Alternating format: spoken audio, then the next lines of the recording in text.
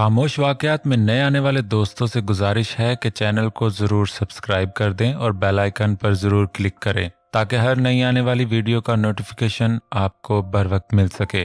तो चलते हैं आज के एपिसोड की जानिब। Alizeh ji, why are you making my enemy? First you cheat me, now you put my life on risk with your driving. Oh hello mister, मैंने कोई चीट वीट नहीं किया, समझे? तुम ही फरीहा जी करते फिर रहे थे। अलीजा मुंह बनाती हुई बोली। हाँ तो आपको सब पता था ना, मगर आप खामोशी से मुझे उसके हाथों लूटता देखती रही। कोई नहीं लूटा उसने, तुम भी पूरे चस्के ले रहे थे। याद है जब मैंने अपनी जॉब की पार्टी दी थी तो तुम उसके साथ कोने में क्या कर रहे थे? कब? अलीजे जी, दानियाल ने हैरानगी से गाड़ी रोक दी थी। तभी रात को मैंने सब देख लिया था। अब देखो कैसे मासूम बन रहा है, जैसे कुछ पता ही नहीं। अलीजा जी, मैं आपको ऐसा लगता हूँ क्या? वो तो फरीहा जी मेरे साथ चिपकती जा रही थी, वो नशे में थी उस वक्त। मैं तो बस। अच्छा बस अब ज्यादा सफाइयां ना दो, गाड़ी चलाओ, हम पहले ही तुम्हारे ड्रामों की वजह से लेट हो चुके हैं। लो जी, अब मुफ्त में बदनामी भी। Alizeh, you are so meaningful girl. बाबा प्लीज गाड़ी चला लो ना, प्लीज दानियाल। अलीजे मासूम सा चेहरा बनाकर बोल रही थी। दानियाल की फजूल बातों से होने वाली उकताहट उसके चेहरे से अयां थी। व्हाट दी लाइफ, दानियाल मुंह में बड़बड़ा दिया। अच्छा जाना कहाँ है? और कपड़े? शहर के बाहर जो बड़ा सा फार्म हाउस है ना, वहां नोमियस पार्टी है, वहां चलना है। Birthday party, death day party, job party तो सुना था, ये नोमियस पार्टी कौन सी होती है भला? मुझे ये बताओ, ये डेथ डे पार्टी किसको बोलते हैं? अलीजे हंसी पर काबू नहीं रख पाई थी। वही अलीजे जी जिसको किसी के मरने पर करते हैं, उर्दू में क्या कहते हैं उसे? हाँ याद आया, खत्म। तुम और तुम्हारी इंग्लिश, तौबा है भाई। चलो वहां जाकर देख लेना अनोमियस पार्टी को भी। अब जल्दी चला लो प्लीज। हरम, तुमने दाऊद को तैयार किया या नहीं? मरियम नीम बरहना हालत में जिस्म के गिर तौलिया लपेटे वॉशरूम के दरवाजे पर खड़ी थी। मरियम के बालों से पानी निकल निकल कर उसके जिस्म पर बहता जा रहा था। बाजी, वो मैं रात बात नहीं कर सकी, वो जल्दी सो गए थे। अरे क्या मतलब तुम्हारा? मुझे आज जाना है और तुमने अभी तक उससे बात नहीं की? मरियम गुस्से में चीखी थी। इसके लिए मजीद इंतजार करना मुश्किल हो रहा था। बाजी, वो आपके साथ चले जाएंगे, मैं कह देती हूँ। अभी तैयार कर देती हूँ। हरम डरते डरते बोल रही थी। मरियम को गुस्से में देखकर उसकी टांगें कांप रही थी। जाओ किसी को कहो उसे यहाँ भेज दे। जी बाजी। हरम जल्दी से दरवाजे के करीब पहुंचकर दाऊद को आवाज देती है। वैसे हरम, कितनी जल्दी सो गए थे तुम लोग? बाजी, वो कल थके हुए थे तो मतलब कुछ भी नहीं हुआ रात में। मरियम ने हरम की बात काट दी थी। जी बाजी। क्या मतलब जी? मतलब कुछ नहीं। मरियम के चेहरे पर एक मुस्कुराहट पैदा हुई। तुम ना अपनी तवज्जो ड्राइविंग पर दो, गाड़ी की ड्राइविंग पर, फिर ही अपनी कार चला पाओगी। जी बाजी, वो दाऊद आ गए हैं, अंदर बुला लो उसे। इस हालत में हरम मरियम के जिस्म की तरफ देखने लगी थी और फिर हरम मरियम की खामोशी पर दाऊद को अंदर बुला लेती है। आओ दाऊद, इधर आओ। ड्रेसिंग टेबल के सामने बैठी मरियम ने दाऊद को अपनी तरफ बुलाया। दाऊद नजरें झुकाए मरियम की तरफ बढ़ा। मरियम ने नेल पॉलिश पकड़कर दाऊद की तरफ फेंकी और अपने पांव की तरफ इशारा करने लगी। दाऊद जमीन पर बैठ गया और अपनी गोद में रखे मरियम के पांव पर नेल पॉलिश लगाने लगा था और हरम मरियम के सर में मसाज करने लगी। हरम, तुमने उसको नेल पॉलिश लगाना नहीं सिखाया क्या? मरियम शीशे में से हरम की तरफ देख रही थी। मैं सिखा दूंगी बाजी, तुमसे नहीं होगा, मैं खुद सिखा लूंगी। सब सही कहा ना दाऊद? दाऊद खामोश। हरम, तुमने इसको बता दिया था ना? जी बाजी, आप जैसा कहेंगी ये वैसा ही करेंगे। दाऊद हरम की तरफ देखने लगा, जो जानबूझकर दाऊद से नजरें मिलाने से गुरेजा थी। अब ठीक है ना दाऊद? अब तो तुम्हारी बीवी को भी कोई एतराज नहीं, अब तुम हुक्म अदूली नहीं कर सकते। सही कहा ना हरम? जी बाजी, मुझे कोई एतराज नहीं, जैसा आपको ठीक लगे। अच्छा जाओ, मेरी अलमारी से एक नया ड्रेस निकाल कर लाओ उसके लिए। कुछ न्यू लिए हैं मैंने दाऊद के लिए। हरम दाऊद के लिए नया लिबास लेने चली गई, जबकि दाऊद धड़कते दिल और कम होती सांसों के साथ मरियम के पांव पर नेल पॉलिश लगाता रहा। ये सब बकवास है, तुम लोग जानबूझकर इस जमीन वाले केस को कमजोर करने के लिए जमीन पर से सड़क गुजारना चाहते हो, हालांकि ये सड़क किसी भी नक्शे में मौजूद नहीं है। जिब्रान एक सरकारी दफ्तर में एक सरकारी ऑफिसर के साथ जमीन के मसले पर मुसलसल उलझ रहा था। देखें सिंधु साहब, अपने जज्बात पर काबू रखें। हुकूमत की मर्जी होती है, वो जहां से चाहे सड़क गुजार दे, इसमें हमारा तो कोई कसूर नहीं है ना। हुकूमत यहाँ आकर बैठी नहीं हुई, बल्कि तुम्हारी रिपोर्ट्स पर काम करती है। तुम जानबूझकर गलत रिपोर्ट दे रहे हो। जनाब, आप बिला वजह इल्जाम तराशी कर रहे हैं। आपको पता भी है कि सरकारी अफसर को धमकाने की सजा क्या हो सकती है। अच्छा, अब तुम इस रिपोर्ट की जगह नई रिपोर्ट बनाने का क्या लोगे? जिब्रान अपने गुस्से पर काबू पाने के लिए अपने माथे पर हाथ फेरता है ताकि गुस्सा कम हो सके। ये हुई ना बात। अगर सिंधु साहब आप पहले ही लाइन पर आ जाते तो क्या था? अब आपका भी क्या कसूर? लातों के भूत बातों से नहीं मानते। सरकारी ऑफिसर जोर से हंसते हुए कुर्सी के साथ टेक लगा चुका था। अगले ही लम्हे एक जोरदार चमाटा ऑफिसर के मुंह पर पड़ा और वो कुर्सी से लड़कता हुआ जमीन पर जा गिरा। तुमने सही कहा था, लातों के भूत बातों से नहीं मानते। जिब्रान ने टेबल पर पड़ी रिपोर्ट फाड़ी और गुस्से से वहां से निकलकर बाहर गाड़ी की तरफ जाने लगा। ऐसी की तैसी मैं देखता हूं कैसे तुम लोग इस पर से सड़क गुजारते हो। जब फैसला हमारे हक में होने लगा तो इस दिशान से पैसे खाकर सड़क गुजारना चाहते हो। जिब्रान मुंह में ही बड़बड़ाता गाड़ी भगा रहा था। अच्छा, तो तुमने उस वजह से मुझे अगवा किया है? शर्म नहीं आती एक मासूम लड़की के साथ ऐसा करते हुए? फजर गाड़ी की पिछली सीट से बाहर निकल आई थी और कब से चुपी बैठी थी। फजर को देखते ही जिब्रान ने हैरानगी से गाड़ी रोक दी। तुम यहाँ? जिब्रान हैरानगी से फजर की तरफ देख रहा था। देखो तो कितना मासूम बन रहा है, खुद ही मुझे अगवा किया और इतनी जोर से मुझे बांधा। फजर ने अपने रस्सी में लिपटे हाथ आगे किए और बनावटी रोना रोने लगी। उतरो नीचे। क्या? मैंने कहा गाड़ी से उतरो और दफा हो जाओ। जिब्रान गुस्से से चीखा। मगर मेरी, तुम्हें सुनाई नहीं दे रहा मैं क्या कह रहा हूं? जिब्रान की आंखें गुस्से से लाल हो चुकी थीं और माथे पर पसीना नमूदार हो रहा था। फजर मुंह बनाए चुपचाप गाड़ी से उतर गई और जिब्रान ने गाड़ी चला दी। समझता क्या है खुद को, बेवकूफ, पागल, बदतमीज गधा। फजर के कानों में अब भी जिब्रान की आवाज गूंज रही थी। उसकी आंखों में नमी आ गई थी। वो चलते चलते वहां ही सड़क पर बैठ चुकी थी। कुछ दूर जाने के बाद जिब्रान ने गुस्से से अपने हाथ का मुक्का बनाकर गाड़ी के साइड शीशे पर मारकर शीशा तोड़ दिया और फिर कुछ सोचने के बाद गाड़ी वापस मोड़ ली। शायद उसे अपनी गलती का एहसास हो चुका था। आने दो, मैं भी कोई बात नहीं करनी घमंडी शख्स से। फजर मुंह में ही बड़बड़ाती हुई दूसरी तरफ मुंह करके सड़क पर बैठ गई। गाड़ी पास आई और जिब्रान गाड़ी से उतरकर सड़क पर बैठी फजर के करीब आया। अच्छा चलो उठो, गाड़ी में बैठो। फजर खामोश। अच्छा अब उठो भी। फजर मैं कुछ बोल रहा हूं तुम्हें। फजर ने एक नजर जिब्रान की तरफ गुस्से से देखा और फिर आंखें घुमाकर दूसरी तरफ कर ली। अच्छा बाबा सॉरी, चलो अब उठो, उठ भी जाओ, लाओ मुझे हाथ दो। फजर कहा ना आई एम सॉरी, मैं गुस्से में था। आप तो हर वक्त गुस्से में होते हो, तो हर वक्त ऐसे ही करते रहोगे ना? शुक्र है मुझे पहले पता चल गया। अच्छा पता चल गया ना, अब उठो जल्दी से। नहीं। क्यों? जाओ, मैं चली जाऊंगी। अच्छा अब ड्रामे नहीं करो, जाओ अपने गुस्से पास। अच्छा सॉरी ना, सही है, चलो उठो। नहीं, मैं चली जाऊंगी। कैसे? मुझे नहीं पता। अब तुम उठ रही हो या नहीं? नहीं। सोच लो। सोच लिया। क्या सोचा? यही कि मैं नहीं जाऊंगी। सोच लिया? हाँ, चलो उठो फिर। नहीं, मेरा बस चले ना तो मैं अभी तुम्हारी गर्दन मरोड़ दूं। जिब्रान दिल ही दिल में फजर पर गुस्सा निकालने लगा। अच्छा चलो ना। बिल्कुल नहीं। अच्छा कोई बात नहीं करना, खामोश बैठी रहना। जिब्रान ने गुस्से से हाथ गाड़ी के बोनेट पर मारा और फिर गाड़ी में बैठने के लिए दरवाजा खोलने लगा और फिर कुछ सोचकर वापस पलटा और जमीन पर बैठी फजर को बाहों में भरकर उठा लिया। क्या क्या कर रहे हो? छोड़ो मुझे, मैं शोर मचा दूंगी। मचा दो। बचाओ, कोई तो बचाओ इस जालिम शख्स से, बचाओ। फजर जोर जोर से चिल्लाने लगी। फजर की चीखों से लापरवाह जिब्रान ने फजर को गाड़ी में फेंका। छोड़ो मुझे बदतमीज, तुम्हारी हिम्मत कैसे हुई मुझे छूने की? फजर हाथ पांव मारने लगी। जिब्रान ने फजर के हाथ में ही पकड़ी रस्सी से फजर को बांध दिया और खुद दूसरी तरफ से घूमकर गाड़ी में बैठ गया। बचाओ, ये मुझे मार देगा, खुदा के लिए कोई तो बचाओ। फजर मुसलसल शोर मचा रही थी। जिब्रान ने गाड़ी भगा दी। तुम्हें अल्लाह पूछेगा जालिम शख्स, एक जवान लड़की पर जुल्म कर रहे हो। फजर ऊंची आवाज में रोने लगी। जिब्रान ने गाड़ी रोकी और फजर के दुपट्टे से ही फजर का मुंह बांध दिया। कितना बोलती हो तुम, क्या खाती हो? जिब्रान गुस्से से फजर की तरफ देख रहा था। कोई इतना कैसे बोल सकता है? तौबा है, मिल गया सुकून। अब लो, हो गई अगवा, अब खुश। जिब्रान गुस्से से बोले जा रहा था और फजर मासूम चेहरा बनाए बेबस बैठी थी। चलो शाबाश, अब चुपचाप गाड़ी से उतरो और घर चली जाओ। जिब्रान ने मुंह से दुपट्टा हटाया और फजर के हाथ खोलने लगा।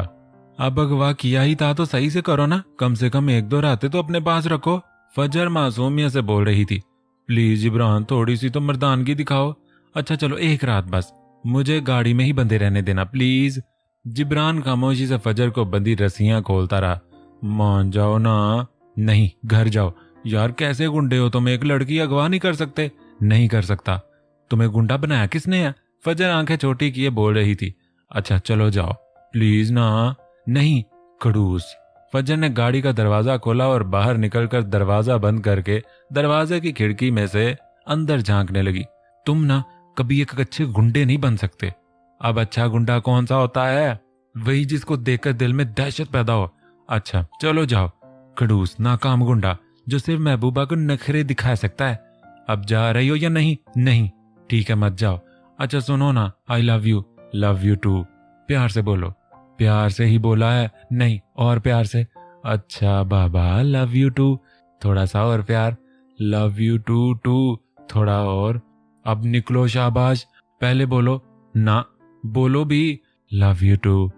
चल ठीक है नाकाम गुंडे, ध्यान से जाना, ऐसी कोई लड़की तेरा रेप ना कर डाले, क्योंकि तुमसे तो कुछ होगा नहीं। फजर जोर जोर से हंसने लगी थी। अबे यार, इनको भी किसी जाहल फैशन डिजाइनर ने इस पैंट कोट के साथ टाई ना रखने का कहा होगा। क्या जमाना आ गया। चलो दानियाल बेटा, why you feeling angry? Nobody have sense like you. Daniyal ने दिल ही दिल में खुद को दाद दी और सोफे पर बैठे बैठे अपनी शर्ट के बटन बंद करने लगा। अचानक उसने सर उठाकर देखा तो एक काले टॉप में मलबूस लड़की दानियाल की तरफ बढ़ रही थी। उसकी शर्ट बमुश्किल घुटनों तक पहुंची थी और घुटनों से निचली टांगें बरहन्ना थी। पाँव में लंबी एड़ी पाँव और बरहन्ना टांगों की खूबसूरती में मजीद इजाफा कर रही थी। अभी दानियाल लड़की की टांगों में ही उलझा हुआ था कि लड़की ने एक पाँव दानियाल की गोद में रख दिया और इस टांग पर हाथ की मदद से चेहरे को सहारा देकर दानियाल की तरफ देखने लगी। लड़की का चेहरा एक मास्क से मुकम्मल ढका हुआ था, मां सिवाय होंठों के कुछ भी चेहरे पर नजर नहीं आ रहा था। होंठों पर लाल लिपस्टिक और खुली जुल्फें। काले लिबास में लड़की की बरहन्ना सफेद टांगें और बाजू और भी दिलकश और जाजिब नजर लग रहे थे। बाजी मैं ऐसा नहीं हूं। दानियाल कुछ देर लड़की की तरफ देखने के बाद अकलाते हुए बोला। इस हालत में इतना करीब से किसी लड़की को देखने का एहसास ही उसके माथे पर पसीना ले आया था। Stupid, I am not your sister. Alizeh ji? Daniyal के मुंह से अभी यही निकल पाया था कि अलीजे ने दानियाल को गिरेबान से पकड़कर अपने सामने खड़ा किया। हाँ जी अलीजे जी, मिस्टर दानियाल। अलीजे ने अपने हाथ में पकड़ा हुआ मास्क दानियाल के चेहरे पर बांधने के लिए अपने दोनों हाथ दानियाल की गर्दन के पीछे ले गई। ये क्या कर रही हैं? पहले खुद अपने चेहरे पर और अब मेरे चेहरे पर। दानियाल अभी तक सदमे में था क्योंकि अलीजे को इस हालत में तो कभी ख्वाब में भी नहीं देख पाया था। मास्क लगा रही हूं दानियाल ताकि हम एक दूसरे को पहचान ना सकें। पहचान ना सकें तो करना क्या है? एक तो तुम बोलते बहुत हो, थोड़ी देर में खुद ही समझ जाओगे। अलीजे ने दानियाल के चेहरे पर मास्क लगाया और फिर उसको खींचती हुई हाल की तरफ ले जाने लगी। दानियाल कभी अलीजे की टांगों की तरफ देख रहा था तो कभी बाजुओं की तरफ। कभी उसकी नजर अलीजे के तंग लिबास पर जाती जो कमर से थोड़ा नीचे फंसा हुआ था तो कभी उसकी नजर बरहन्ना कमर तक जाती जो गर्दन से नीचे तक बरहन्ना थी। दानियाल की नजर गर्दन से थोड़ा नीचे बने तिल पर टिक गई थी जो बरहन्ना चमकती कमर को चार चांद लगा रहा था। दानियाल जैसे ही हाल में पहुंचा वहां सब एक ही तरह के लिबास में मौजूद थे। दानियाल हैरानगी से इधर उधर देख रहा था। ओ तेरी अलीजे जी, यहाँ तो सबने मास्क पहने हैं, मैं ढूंढूंगा कैसे आपको। अलीजे ने दानियाल की कमर के गिर्द बाहों को घुमाकर दानियाल को अपने करीब किया और फिर अपना एक पांव दानियाल के पांव पर रख दिया। दानियाल, यही तो मजा है इस एनोनिमस पार्टी का। इतने रश में भी अपने पार्टनर को ढूंढ लेना, वो भी जब सबके लिबास और मास्क एक जैसे हों। अलीजे दानियाल के चेहरे के करीब जाकर हंसदगी से बोल रही थी। देखना अलीजे जी, मैं यहाँ गुम ना हो जाऊं, मैं तो तुम्हें ढूंढ ही लूंगी। देखना है तुम मुझे ढूंढ पाते हो या नहीं। अलीजे ने दानियाल का हाथ पकड़ा और स्टेज की जानिब खींचने लगी जहां पहले से कई कपल्स डांस कर रहे थे। मुझे खतरा है कि मैं यहाँ किसी लड़के के साथ ही नाचता ना रहूं, दानियाल मासूमाना अंदाज में बोला और अलीजे के पीछे खींचता हुआ चला गया। अलीजे सामने बने टेबल पर ले गई और दोनों वहां से ड्रिंक पीने लगे। This is underground party Daniyal. इस पर बैन था मगर अचानक से अब फिर मुनक्कद हुई। Are you feeling fire Daniyal? Alizeh Daniyal को खामोश खड़ा देखकर बोली थी। Yup, I am feeling fire, too much hotness here. Alizeh और दानियाल डांस फ्लोर पर चले गए थे, जहां अंधेरे में जगमग करती रोशनियां और तेज म्यूजिक हसीनाओं के जज्बात भड़काने के लिए काफी था। अलीजे ने एक हाथ दानियाल के कंधे पर रखा और दूसरा हाथ दानियाल की कमर पर। दानियाल ने भी एक हाथ कंधे पर और दूसरा बल खाती कमर पर। स्लो स्लो रोमांटिक म्यूजिक पर दोनों डांस कर रहे थे। बेतकल्लफी बढ़ती जा रही थी, फासले कम हो रहे थे, जिस्म से जिस्म मिल रहे थे, पांव बार बार एक दूसरे के ऊपर आ रहे थे। Alizeh ji, by the way every girl have is on fairness. Alizeh ने दानियाल के चेहरे के गिर्द हाथों का गिलाफ बनाया। Daniyal, concentrate here, you are my teacher, I am also a girl, you are not a hot girl, really. Alizeh Daniyal के थोड़ा करीब आ गई और उसकी टांगों में अपनी टांग घुसाने लगी। I mean you are a fire teacher, how much, too much, then what's the problem, you are teacher, I am not a teacher, you are. मैं किसी और की जगह नहीं लेना चाहती थी, आप बता भी तो सकती थी। तुम्हें फरीहा फोबिया था, मुझे तो अभी भी फोबिया हो रहा है। किसका? पता नहीं। दानियाल के हाथ की उंगलियां अलीजे की बरहन्ना कमर पर घूमने लगी और होंठ आगे बढ़ते हुए अलीजे के करीब होते गए। It's too early Daniyal, I don't think so, come on and find me. Alizeh ने दानियाल को पीछे की तरफ धकेला और खुद घूमती हुई पीछे की तरफ हट गई। अलीजे घूमती हुई दाऊद की बाहों में गिरी और दानियाल को सहारा मरियम ने दिया, जो दाऊद के साथ पहले से इस पार्टी में शिरकत के लिए दूसरे शहर आई हुई थी। दोनों कपल्स जल्दी से अलग हुए और वापस इसी जगह की तरफ जाने लगे जहां से एक दूसरे को धक्का देकर पीछे हटे थे। शायद दोनों कपल्स ने अपने अपने पार्टनर को एक साथ धकेल दिया था। ज़ीशान, आपने फजर के मुतल्लिक कुछ सोचा नहीं क्या? उसकी उम्र हो चुकी है शादी की, अच्छे रिश्ते ढूंढने में वक्त लगता है। ज़ीशान का मूड अच्छा देखकर शॉपिंग से वापसी पर तानिया ने फजर के मुतल्लिक बात करने की हिम्मत कर ही ली थी। तुम्हारी नजर में है कोई लड़का? मेरी नजर में? नहीं, मेरी नजर में तो कोई लड़का नहीं है। तानिया कुछ देर सोचने के बाद चाहते हुए भी जिब्रान का नाम न ले सकी थी, क्योंकि वो दोनों खानदानों के दरमियान मौजूद दुश्मनी की शिद्दत समझती थी। अगर तुम्हारी नजर में कोई लड़का हुआ तो बताना। वैसे मैं सोच रहा हूँ तानिया की फजर की शादी किसी दूसरे मुल्क में की जाए, कम से कम वो इस आग से तो बची रहेगी। आप किसी एक फर्द को आग से बचाने की बजाय आग ही क्यों नहीं बुझा लेते? ये आग किसी के खून से ही बुझ सकती है तानिया। इतना खून बह तो चुका है, और कितना खून बहेगा पता नहीं तानिया। इस आग को और भी कई तरीकों से बुझाया जा सकता है, अगर आप चाहें तो। तानिया ने एक हाथ ज़ीशान के हाथ में रखकर ज़ीशान का हाथ दबा दिया था। फिलहाल इस आग को जलते रहना है तानिया। जी जी। ज़ीशान की आवाज में गुस्सा देकर तानिया खामोश सी हो गई थी। वैसे भी अभी फजर की उम्र है ही कितनी, 20-21 साल की होगी। इतनी क्या जल्दी है? यही उम्र होती है शादी की। 24-25 साल की उम्र में तो इंसान को और परेशानी बहुत लायक हो जाती हैं। वैसे भी इस उम्र की शादी का सरूर ही अलग है। अच्छा जी, तो तुम्हारी शादी भी तो 22 साल की उम्र में हुई, तो तुम्हें क्या सरूर मिला? सरूर क्या, खाक मिलना था? आपकी अकड़ ही खत्म नहीं होती। Come on, kiss me. क्या किस्मी? आप गाड़ी चला रहे हैं, ध्यान से चलाएं। करो ना तुम। दानिया ज़ीशान के इस रवैये पर हैरान कुन खुशी में मुब्तला थी।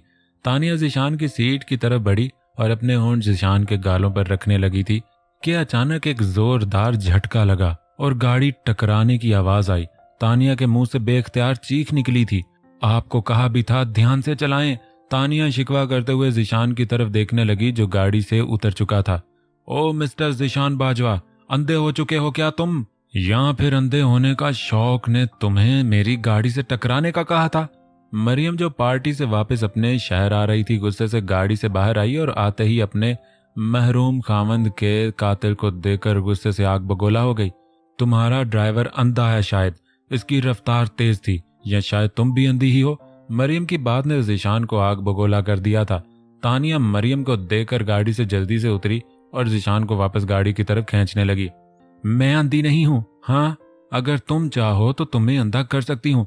खैर, तुम तो पहले से ही अंधे हो, बल्कि नहीं बेगैरत।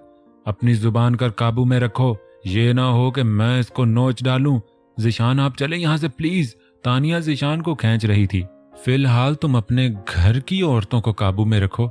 क्या बाजवा खानदान में लड़के खत्म हो गए हैं, जो अब सिंधु खानदान के लड़कों पर डोरे डालने शुरू कर दिए हैं तुम लोगों ने? मरियम की बात सुनकर तानिया का दिल लम्हे भर के लिए धड़कना बंद सा हो गया था। उसका सर चकराने लगा था। वही हुआ था जिसका उसे डर था। तुम अपनी कुत्ते वाली जुबान अपने काबू में रखो और अपनी दूसरी शादी की फिक्र करो। सुना है, खामन की जुदाई बहुत मुश्किल होती है और हमारे घर की बजाय अपने आप पर तवज्जो दो। दाऊद इधर आना जरा। मरियम ने पीछे खड़े दाऊद को अपने बराबर खड़ा किया और फिर तंजिया अंदाज में मुस्कुराई। सुना है फजर आजकल जिब्रान के गिर्द काफी चक्कर लगा रही है। ये दाऊद काफी मजबूत है कहो तो। इससे पहले कि मरियम की बात मुकम्मल होती, ज़ीशान ने एक जन्नाटेदार थप्पड़ मरियम के मुंह पर जड़ दिया था। मरियम के थप्पड़ लगते ही मरियम का गार्ड ज़ीशान की तरफ पिस्टल लेकर लपका। इससे पहले कि वो पिस्टल निकालता, ज़ीशान ने अपनी कमर के साथ बंधा पिस्टल निकाला और गार्ड के सीने में 2 फायर किए। मरियम जमीन पर गिरी पड़ी थी।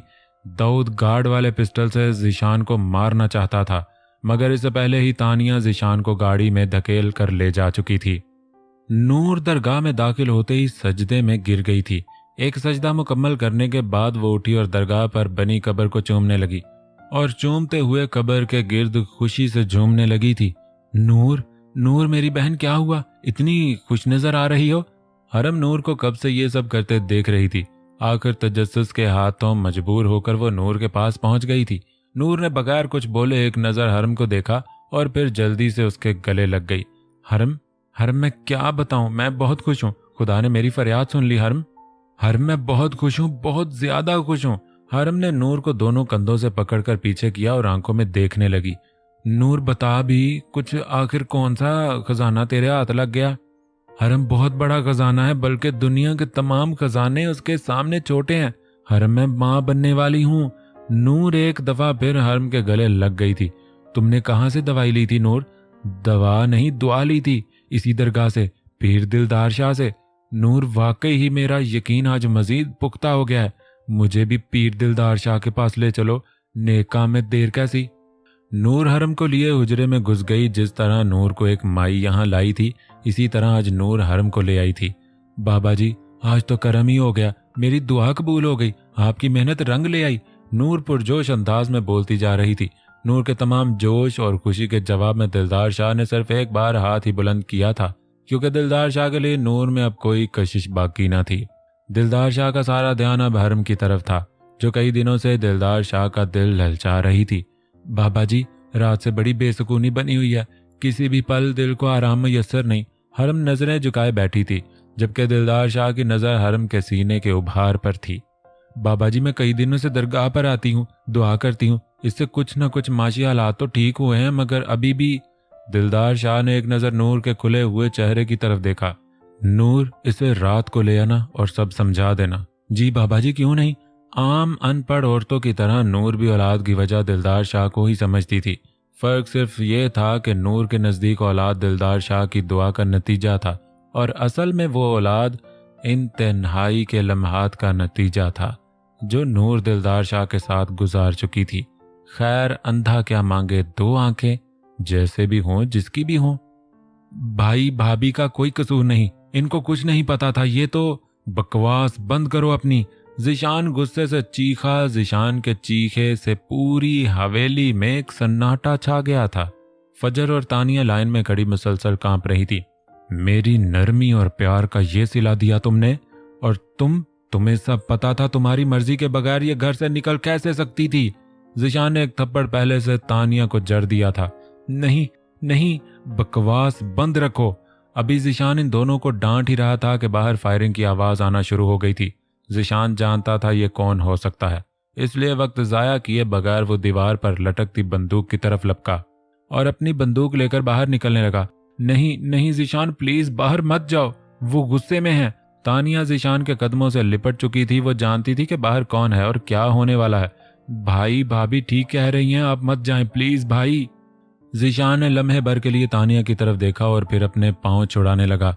फजर भागती हुई खिड़की से बाहर झांकने लगी, जहां से गुस्से में भरा जिब्रान नजर आ रहा था। बाहर आ ज़ीशान, देख जिब्रान तेरी गली में खड़ा है। जिब्रान के ललकारने की आवाज अंदर तक आई और ज़ीशान ने दोनों को पीछे धकेलकर कमरा बंद कर दिया और खुद जिब्रान की तरफ बढ़ने लगा। फजर और तानिया अंदर चीखती चिल्लाती रह गई थी। दिखा दी ना तुमने औकात अपनी। ज़ीशान के आते ही जिब्रान ने घूंसा दे मारा था और फिर दोनों में जोरदार लड़ाई शुरू हो गई। फजर ने जब दोनों को लड़ते देखा तो छोटी खिड़की में से घुसकर बाहर निकलने में कामयाब हो गई। जब तक वो इनके करीब पहुंची थी, जिब्रान ने ज़ीशान को मार मार के बेसुध बना दिया था। दोनों के सर से खून बह रहा था। जिब्रान, जिब्रान नहीं करो, बस करो। फजर जिब्रान को रोकना चाह रही थी मगर हर कोशिश नाकाम। जिब्रान, फजर जोर से चीखी मगर बेसुध। ज़ीशान जमीन पर गिरा पड़ा था। जिब्रान ने पिस्टल निकाला और ज़ीशान की तरफ तान दिया। नहीं जिब्रान, बस करो, वो मर जाएगा। नहीं जिब्रान, वो मेरा भाई है, बस करो। फजर घुटनों के बल हाथ जोड़े बैठी भीख मांग रही थी मगर जिब्रान की आंखों में सिर्फ अपनी बहन मरियम के फटे कपड़े और मुंह पर छुपे उंगलियों के निशान आ रहे थे। जिब्रान नहीं, प्लीज जिब्रान। दहशत के आलम में फजर की आवाज निकलना बंद हो चुकी थी। वो सिर्फ इनकार में सर हिला पा रही थी। उसकी आंखों से आंसू निकल रहे थे। जिब्रान ने लम्हे भर के लिए आंखों को बंद किया और फिर पिस्टल में मौजूद आखिरी गोली ज़ीशान के जिस्म के आर पार कर दी।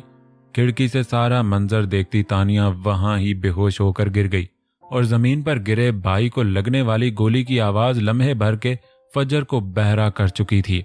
मैडम, उठने का कोई मूड नहीं है क्या? अगली रात होने वाली है। अलीजे मैडम। दानियाल अलीजे को उठाने की कोशिश कर रहा था। सो जाओ ना दानियाल। अलीजे की आंखें बंद थी। वो दानियाल के साथ आधी लिपटी हुई थी। Alizeh ji, your mind change his position. मतलब अगली रात होने वाली है और अभी तक आपकी पिछली रात वाली नींद नहीं पूरी हो रही।